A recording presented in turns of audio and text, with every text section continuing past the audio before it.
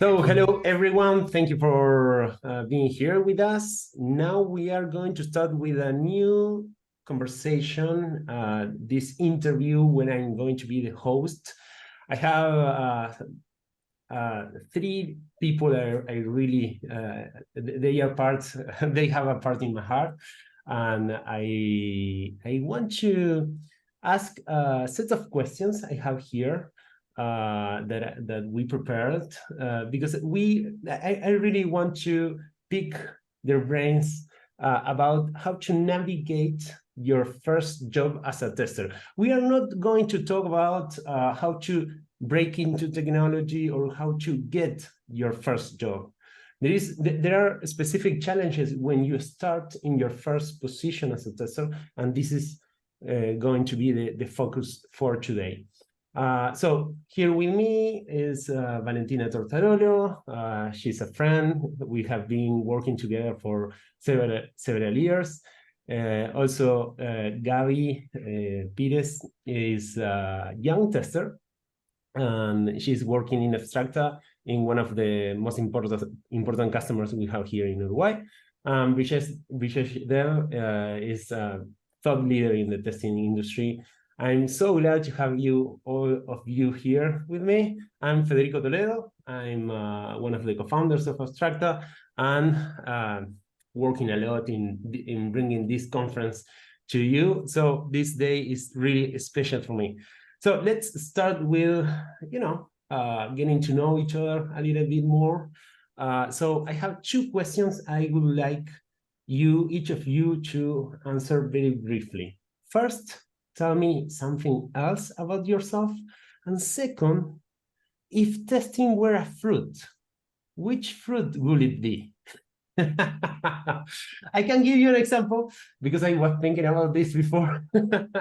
But for me, a very good example for this is strawberry, because I really like it. But if it's too late, it doesn't have the same flavor. That's really a good example. So who wants to start? Vale? I can go ahead. Yep, please. Of course.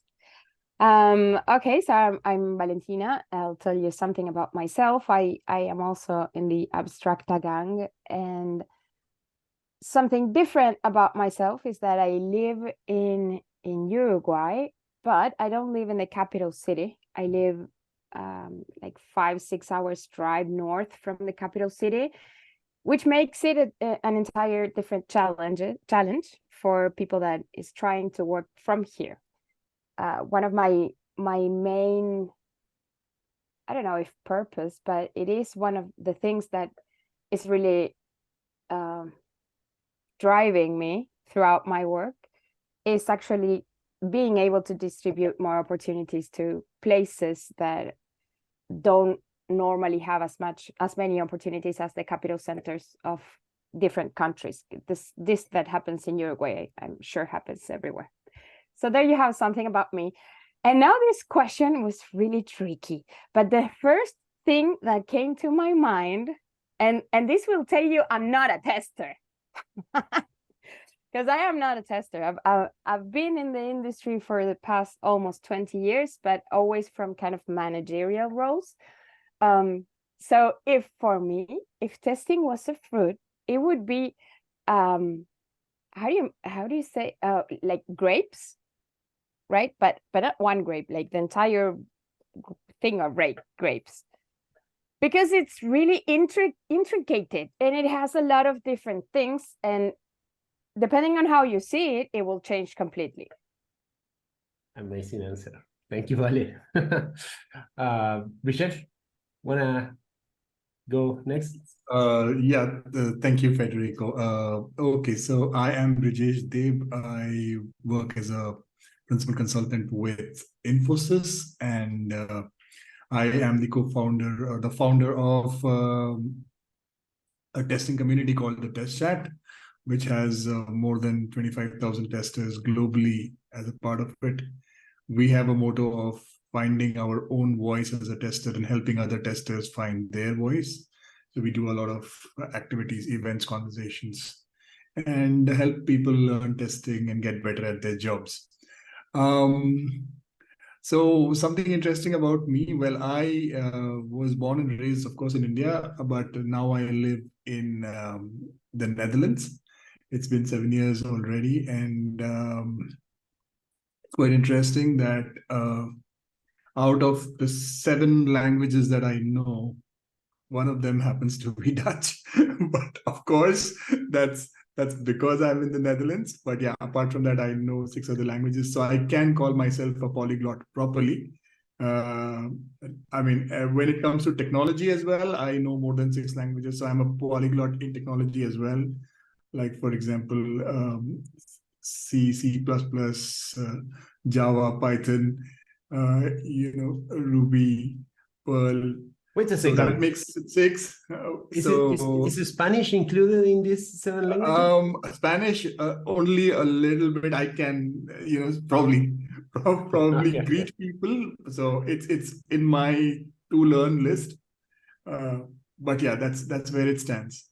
Now, coming to your question, it's a very interesting, very tricky one, and it really made me think as to how it is.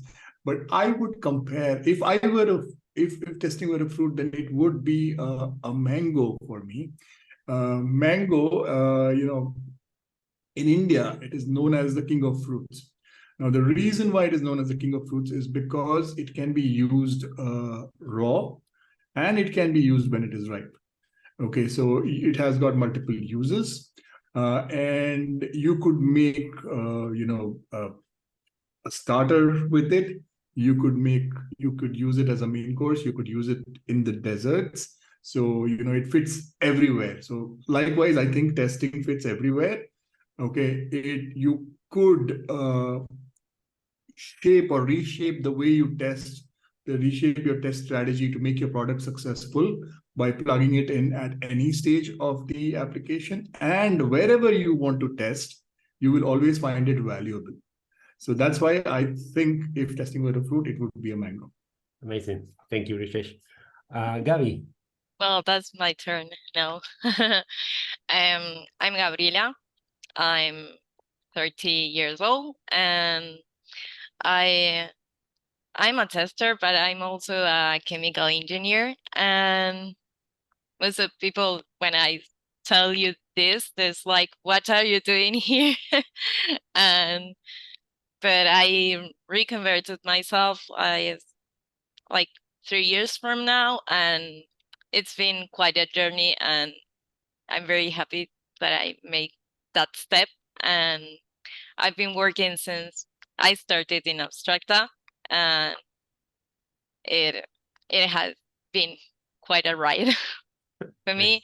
And about a fruit, that was for me, you can compare testing with an orange, because for me it's a very juicy one, and you have a lot to. You can take it. You can have multiple uses, and you use it. We consume it all the year, so for me, I'm gonna take an orange.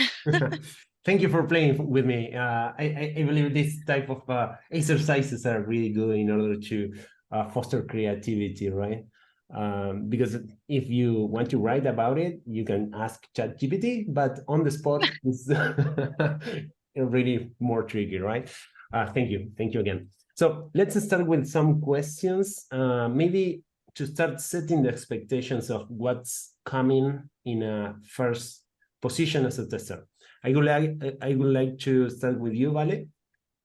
Maybe you can tell us what should new testers expect when entering in the tech industry? I think you're muted. Yes. It had to happen. Of course. Of course. Okay, I'm back. Okay, so to enter the industry, I mean, for a tester, the same as for anyone that's entering a new industry.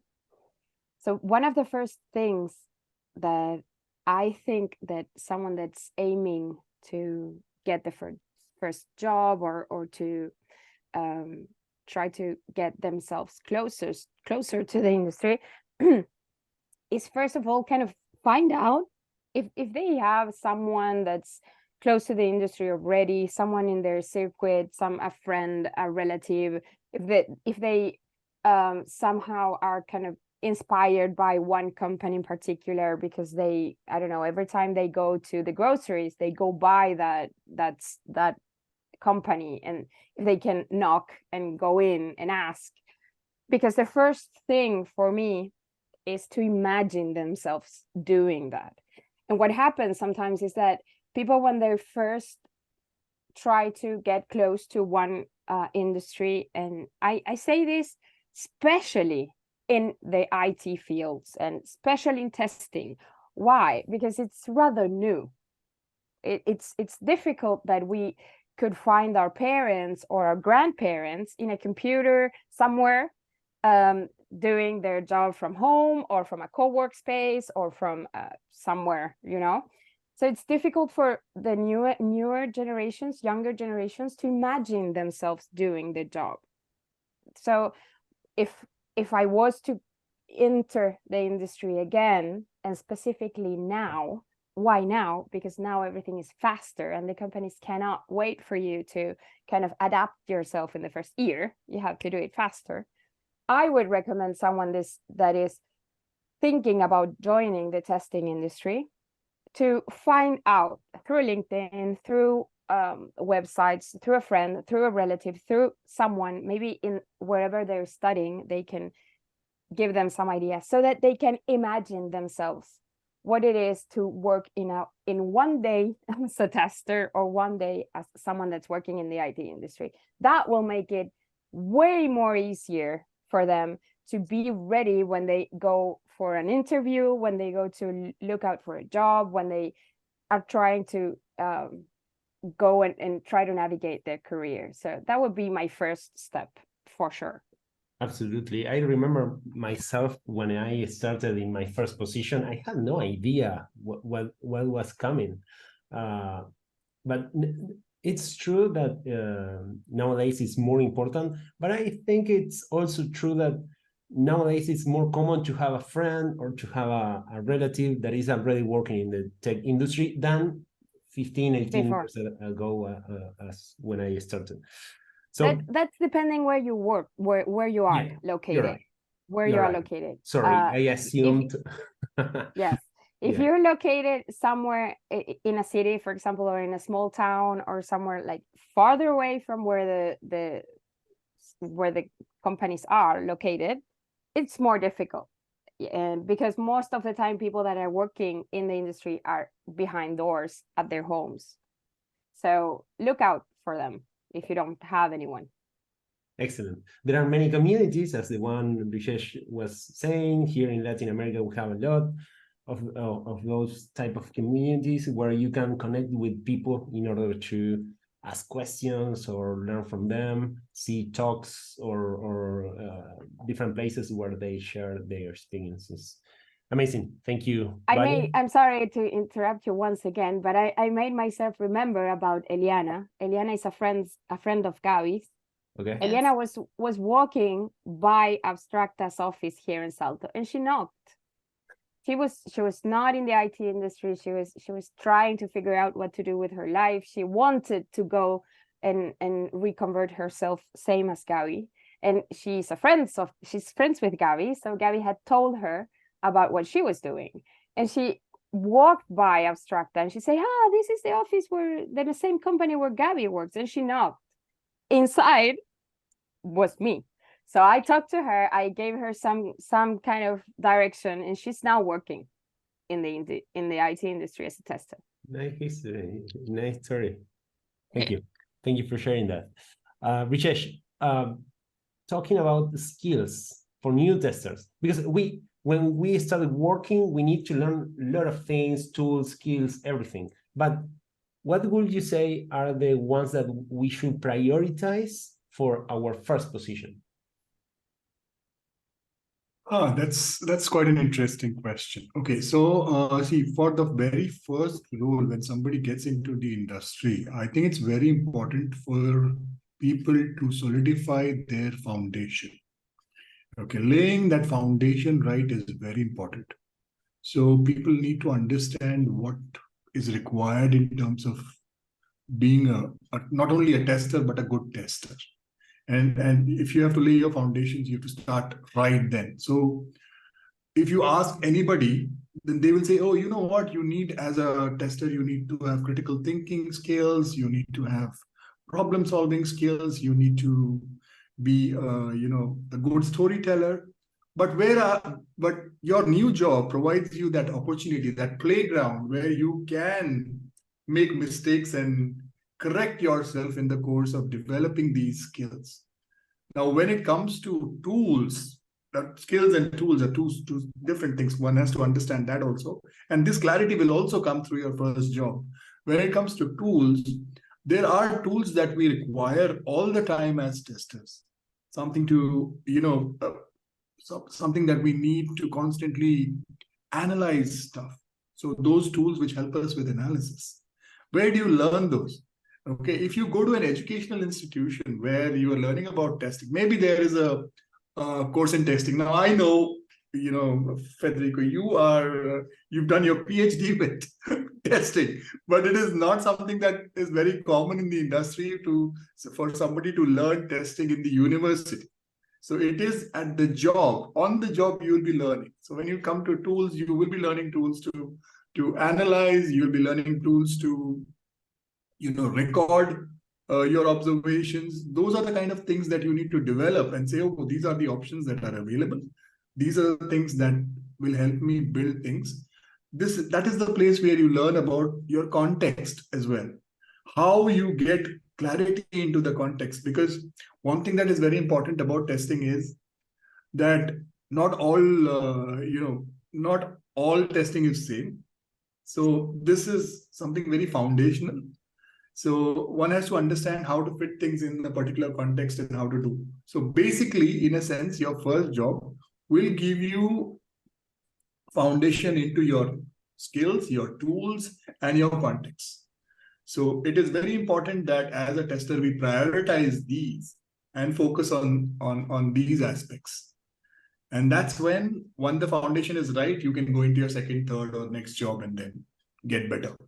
This is very important in order to understand how companies work when you are not in the field already. Companies invest a lot in training their people in the tools and skills that they need for their particular positions. So maybe that helps to control the anxiety that can be used when you are not in the field, right? However, yes, companies do train, but the companies do it on their specific context. Okay, so if you go from one company to another, for example, the way Abstracta teaches testing will be different from the way Infosys teaches testing, because the kind of tools that we use with our customers may be different from the ones that you use for you.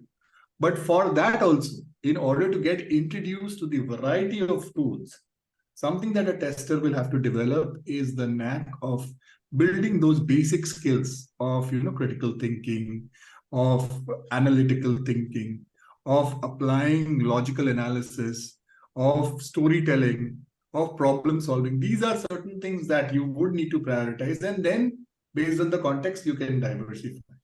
Perfect. Thank you a lot, Vishesh. And Gabi, for you, the question I wanted to ask, because you mentioned that you transitioned from chemical engineer to testing, and you worked as a chemical engineer for a few years. So I want to know more about how was your transition, and also related to skills and tools. Maybe there is another participant in the, in the interview. Welcome. And in that transition, how the skills that you acquire in your previous life as a chemical engineer are helping you to succeed as a tester? Well, for me, transition was very transforming experience.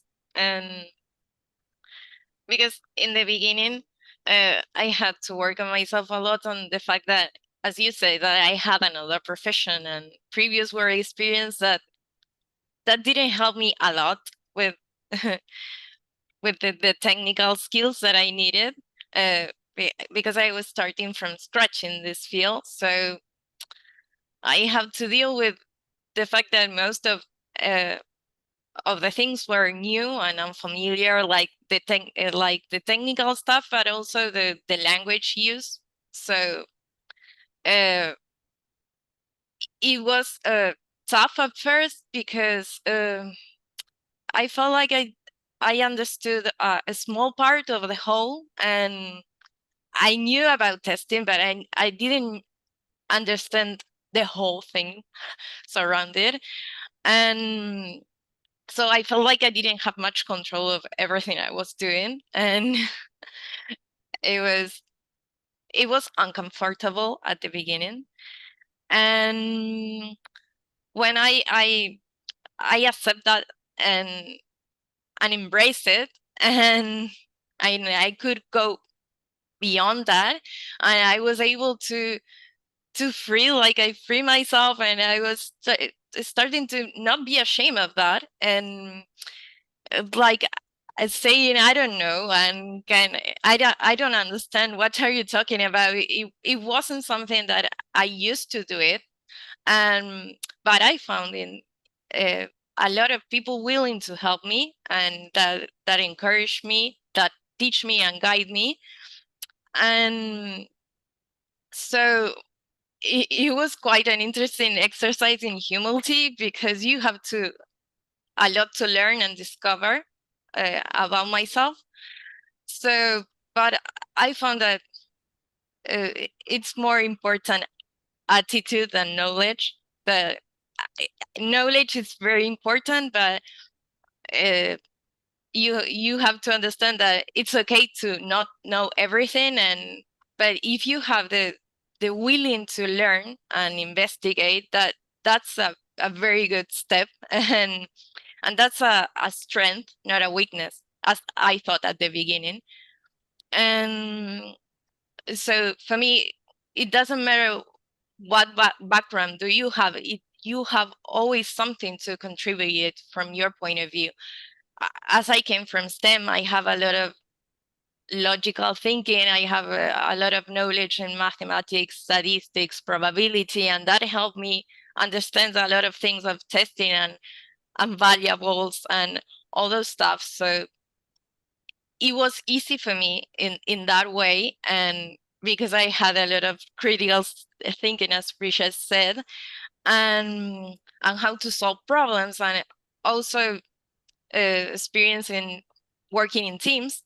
Perhaps that isn't. I haven't had the technical knowledge, but I have other things that compensate. So for me, is the transition is like starting to walk again. You start like with baby steps, and it's like you're clumsy and you will fall a lot of times. But at some point you started to do it better, and you start to gain more and more confidence, and it's like you started to go with the flow. So for me, that it's important to mention to everyone that is going through this right now, then that transition is a process, that it takes time, that it's not always smooth and easy. It has its moments. It's like a change of skin, and sometimes it hurts, it's uncomfortable, and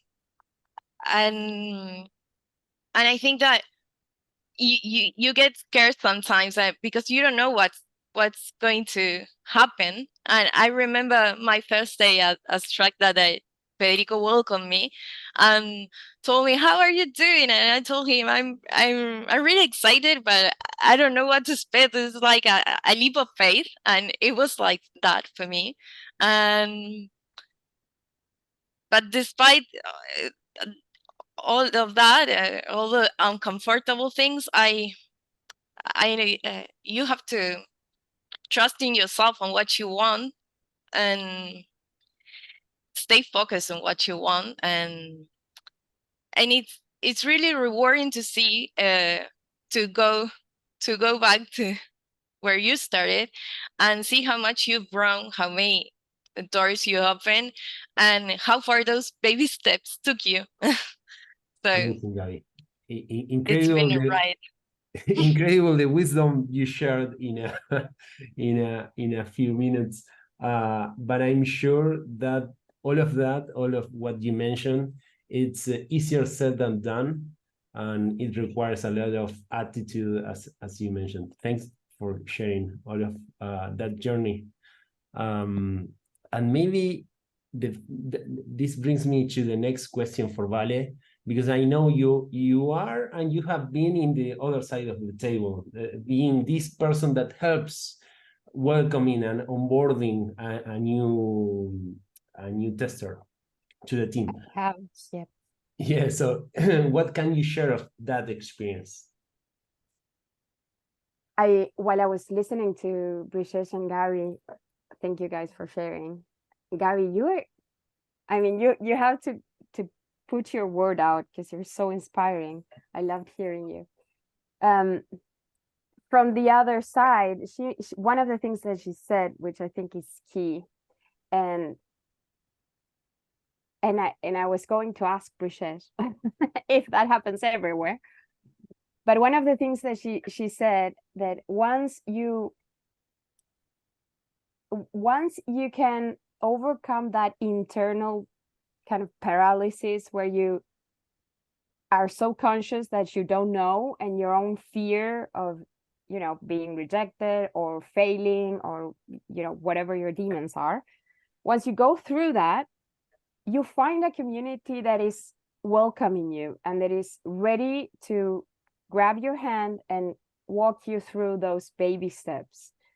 For me, in my journey, especially in Abstracta, I've been in Abstracta for the past 6 years, and the later 2 years I've been more focusing in accompanying people to get into the industry. But even before that, I've been grooming people to join the IT industry in different roles. And what I find is always that kind of network that, when Gabby was talking, she was giving this sensation when she was talking about the baby steps and all that, and I was imagining this kind of people that walk through a line, with a kind of super giant straw. Yeah. So when they're not risking it too much, they have a net under. And I was feeling like my role and our role is that net. You can make those mistakes, but you're safe. Because someone is there with you. Someone is not only cheering you to go and make those mistakes fast and go make those mistakes, unique, and go make your own mistakes and different mistakes, but it's there to, help build yourself with that wisdom once you overcome that mistakes, and once you overcome that situation. I was totally thinking about that network that's underneath and ready to support. And I feel that's really what happens in this community. Federico was mentioning earlier, like the online communities, and is what Brisesh has.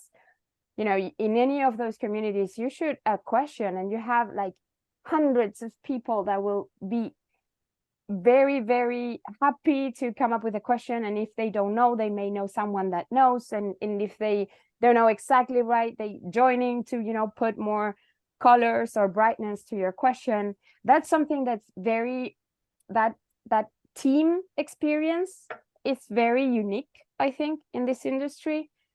I was going to ask Brisesh if that's the reality worldwide, but I can talk for what I know, which is more like the Americas, that it's really the spirit that's lived and breathed there.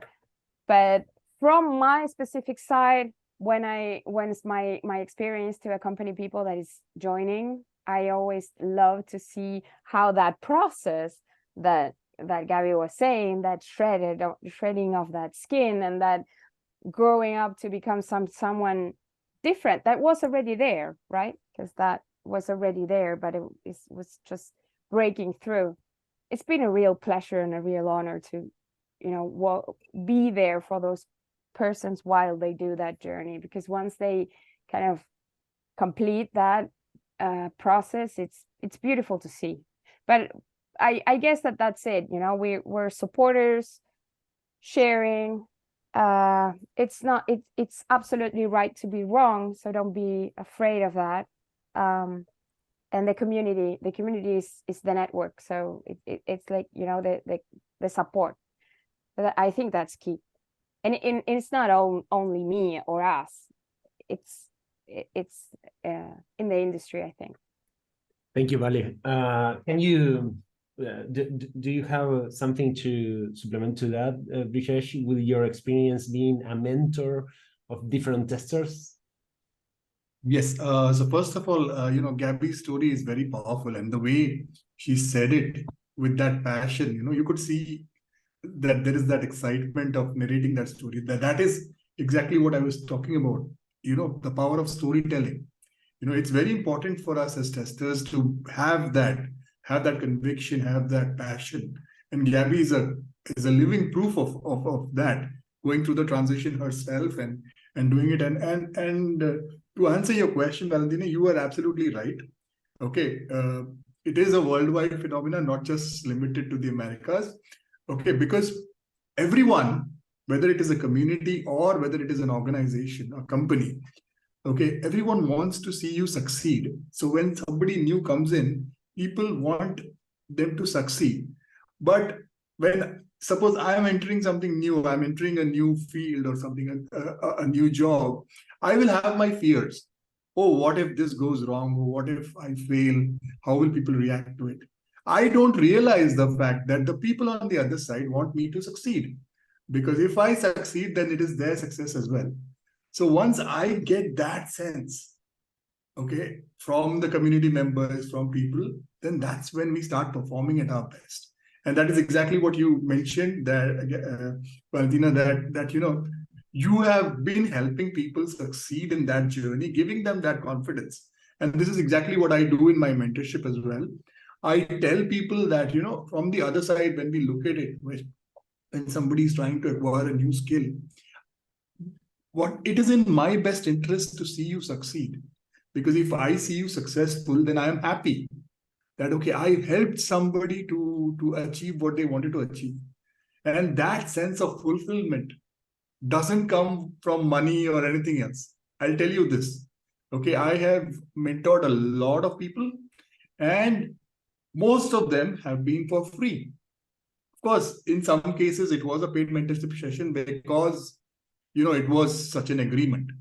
But from the other side, what my focus has always been is to help people, learn new things, be more open, come out of that shell that they are in, thinking, oh my God, what if I fail? It's okay to fail. That's why when I was talking about the very first answer, I said your first job is a playground where you can make mistakes, where you can fall and get up again. So it's absolutely fine. And this has been my experience throughout. And having worked with testers from all over the world, I can tell you that this phenomenon is not limited to a particular region or a country. It is worldwide. Okay, everywhere testers have similar challenges getting into their first job as a tester, even if they are from a computer science background, or if somebody is transitioning like Gabby did from chemical engineering to, I myself, I'm an electronics engineer by qualification. Okay, but it's been a long time ago. Okay, so this whole transition and this whole journey has been extremely fruitful. It's been wonderful. Okay, now electronics and testing, you can still say, yeah, they're close by. They're like cousins.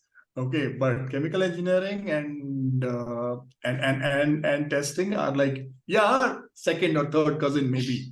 You don't know, not so close. But so the transition for you has been a little more difficult than for me. But to be very honest, it is a similar journey that all of us take up. At some level, we have the same sort of fears.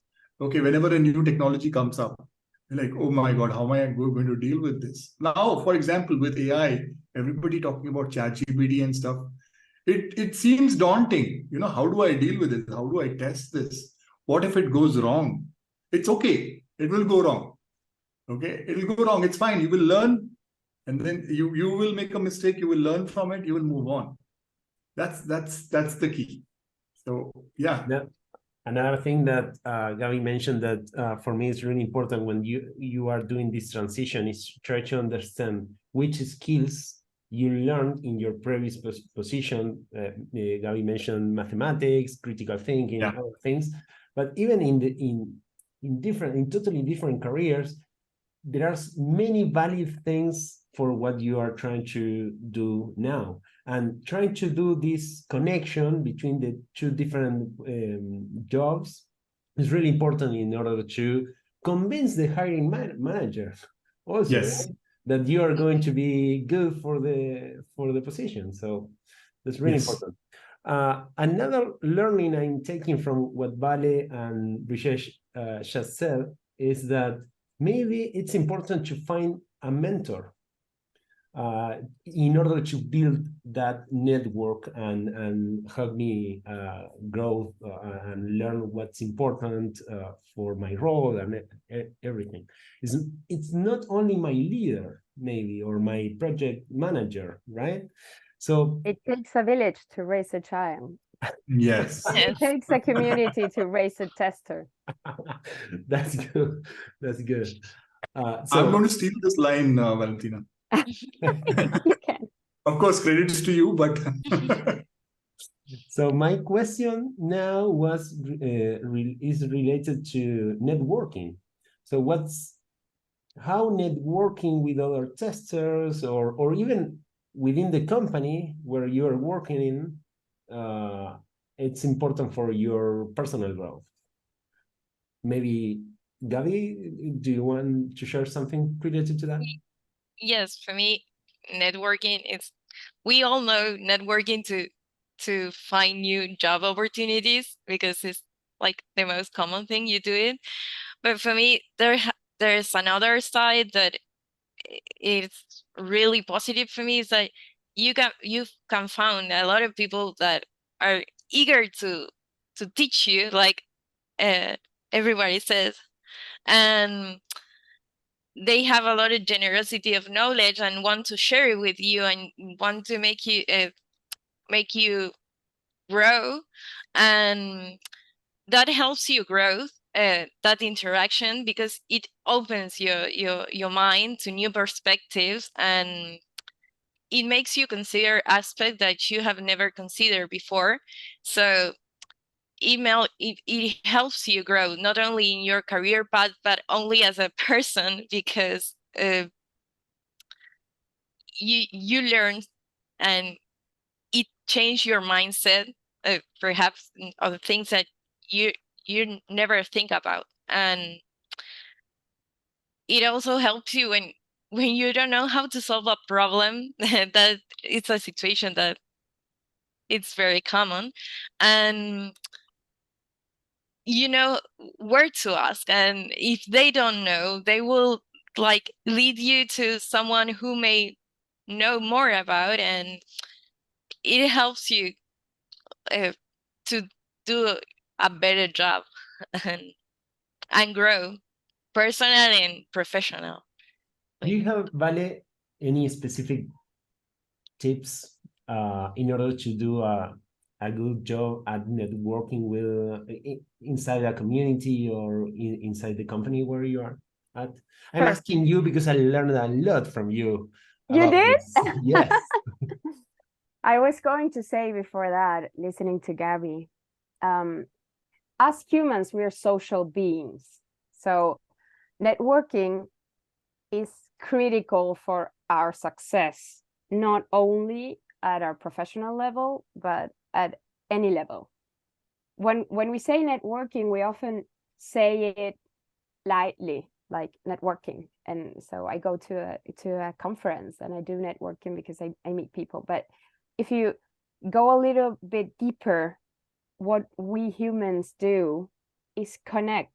We connect with people. Us people connect with other people, that connects us with other people.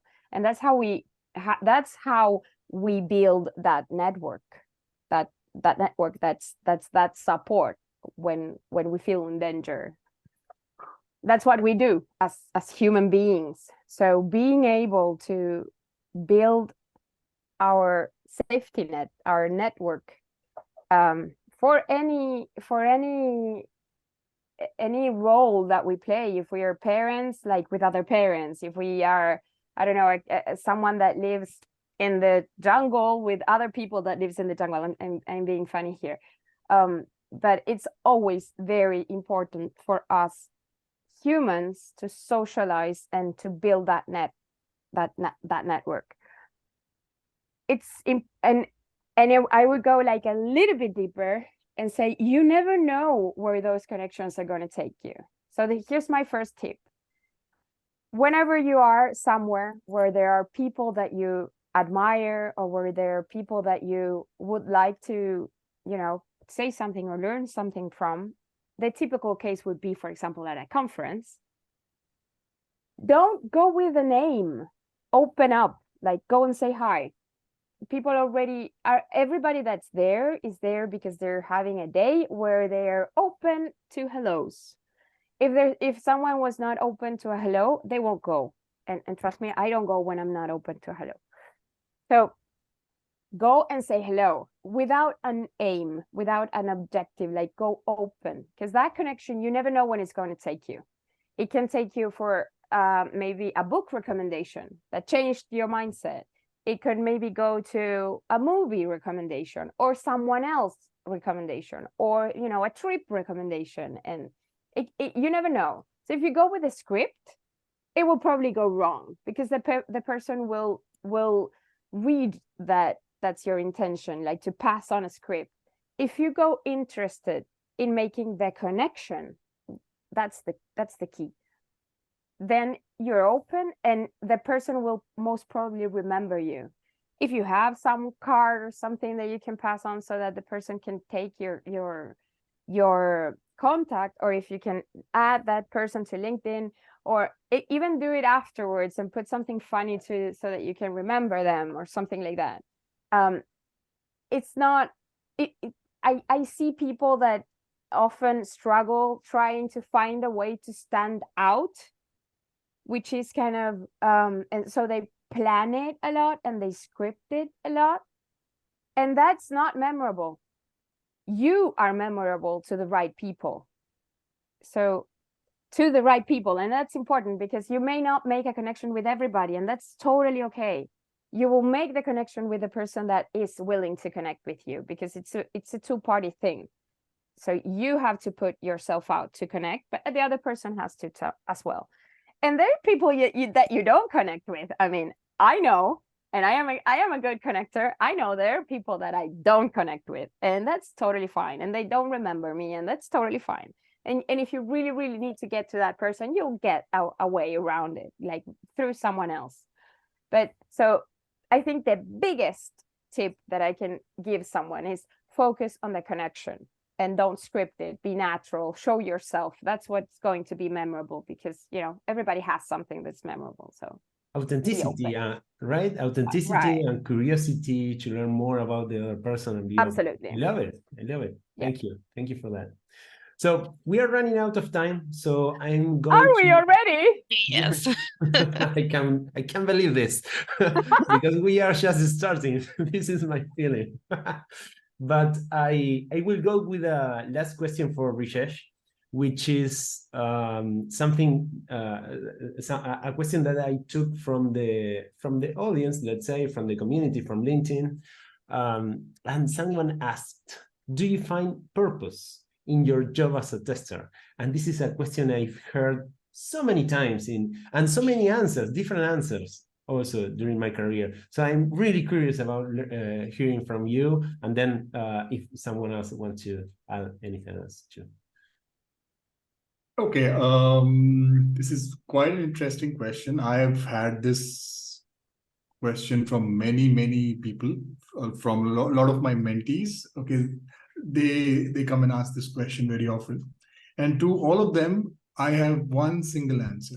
The answer is a very simple yes, a loud yes.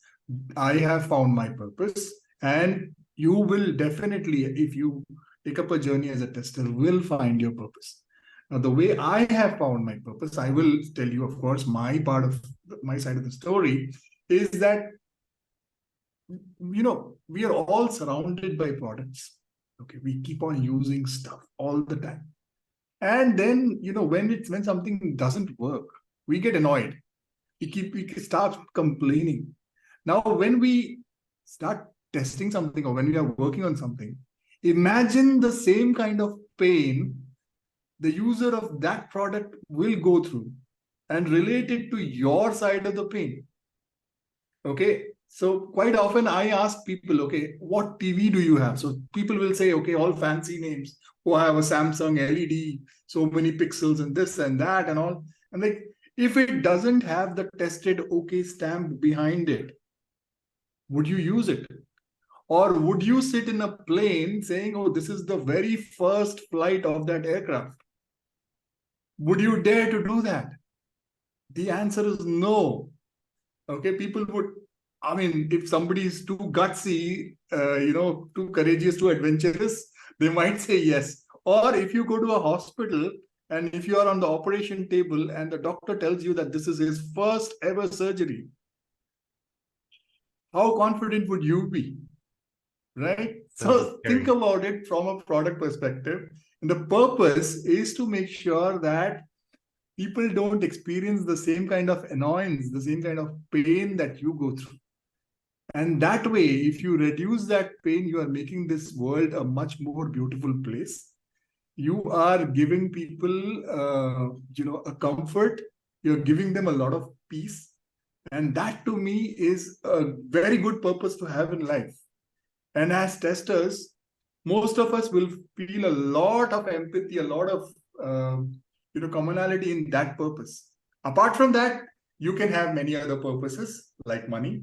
So you can always have that as secondary. But that fulfillment, that sense of peace that testing brings to us has been the purpose for me. And that's why I say an emphatic yes whenever that question comes to me. Amazing. It's about improving the quality of life of other people as well. Absolutely. Thank you for that. Vale, Gabi? I absolutely resonate with Richard said, and like with something so small, you can make a better day for people, and it's for me, you can change the day, and for me, that's the most valuable thing, even in the smallest thing, because when you experience with a software that doesn't work, and it may, perhaps it isn't something critical, but it changed you. It changed your mood. So for me, I found purpose in that. Vale, even though you are not a tester or you're not a tester. No, I'm not a tester, but I really resonate with the fact that we're improving people's life quality. I loved your answer, Brishesh. And love the fact that you see testing as an empathic job. It's totally that, but it's very often forgotten. That's the aim. When you are on your day-to-day thing, and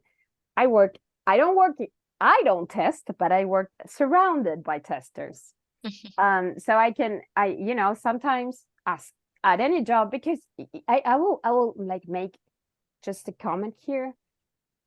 Working in the IT industry takes a lot of work, and if there's some people that can see us in the IT field, like wearing hoodies and going to conferences, and working from home, and say, these people don't work, That's not it. Mhm. It's flexible, yes. It has great benefits, yes. It's a supportive community, yes. It's a great place to work, yes, but you do work a lot. So sometimes, as at any job, I see our testers getting frustrated because, different things. I am going to use your quote, Brijesh, and I'm going to say, thank you for empathizing with that person that is not going to suffer what you're suffering because you Yes. did. So I love that. Thank you. I cannot express enough my gratitude to all of you. Thank you so much. It's been a pleasure to host the conversation. I really had a lot of fun and I learned a lot, and I hope the people also attending this talk can benefit. I'm sure they will benefit from all your advice, your experience, and your wisdom. Thank you. Have a great conference, and I hope to see you soon. Bye-bye.